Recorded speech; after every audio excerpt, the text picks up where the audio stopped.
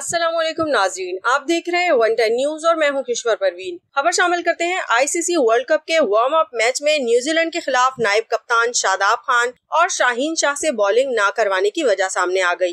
Team जराये के मुताबिक world cup warm up match के लिए टीम मैनेजमेंट ने हिकमत अमली के तौर पर दोनों से बॉलिंग नहीं करवाई। इस हवाले से मैनेजमेंट दीगर बॉलर्स को ज्यादा मैच प्रैक्टिस देने की ख्वाहिशमंद थी। टीम जराये का कहना है कि 2 वार्म अप मैचेस में स्क्वाड के तमाम 15 मेंबरान्स को मुख्तलिफ तौर पर आजमाया जाएगा, जबकि टूर्नामेंट के मैचेस से कबल 2 वार्म अप मैच में कंडीशंस से एडजस्ट होने का प्लान है। वाज़ेह रहे कि आईसीसी वर्ल्ड कप के वार्म अप मैच में न्यूजीलैंड ने पाकिस्तान को बाआसानी 5 विकेटों से शिकस्त दी। न्यूजीलैंड ने पाकिस्तान का 346 रन का हदफ बाआसानी 44वें ओवर में हासिल कर लिया। किवीज के रचन रविंद्रा 97 रन बनाकर नुमाया रहे, जबकि मार्क चैंपियन 65 रन बनाकर नॉट आउट रहे।